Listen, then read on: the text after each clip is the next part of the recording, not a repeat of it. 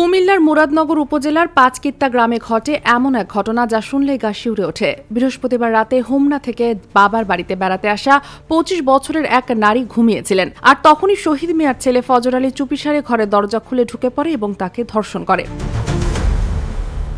যন্ত্রণার কাতর সেই নারী যখন সাহায্য চাচ্ছিলেন, আশেপাশের কিছু লোক এসে তাকে বিবস্ত্র অবস্থায় দেখতে পায়, কিন্তু তারা সাহায্য না করে ভিডিও করে তা ছড়িয়ে দেয় সামাজিক মাধ্যমে।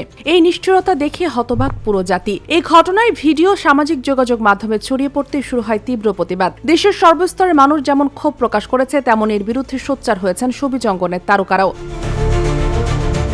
জনপ্রিয় অভিনেতা মিশা সওদাগর তার ভেরিফাইড ফেসবুক পেজে লিখেছেন, প্রতিটি নারী যেন নিরাপদে চলাফেরা করতে পারে, প্রতিটি ধর্ষকের হোক ফাঁসি। মুরাদনগরের ঘটনার তীব্র নিন্দা জানায়। তমা মির্জা ক্ষোভ ঝাড়েন এক লাইনে, মুরাদনগর কুমিল্লা, বিভৎসতা, লজ্জা। মৌসুমী হামিদ লিখেছেন, মানুষ আর মানুষ নেই, পৃথিবী শেষ হয়ে যাচ্ছে। প্রার্থনা ফারদিন দিঘি হ্যাশট্যাগ ব্যবহার করে সচেতনতার বার্তা ছড়ান, ধর্ষণকে না বলুন, নিরাপত্তার সমর্থন।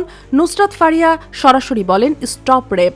অভিনেতা আরশ খান লিখেন, একজন নারীর সাথে এমন পাশবিক আচরণ কেবল কুপুরুষই করতে পারে, জন্ম পরিচয়হীন না হলে এমনটা সম্ভব না।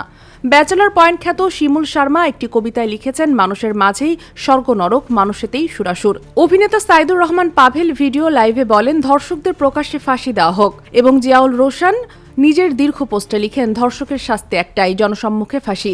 তারা কে, কোন দলের, কোন ধর্মের, সেটা দেখার কিছু নেই।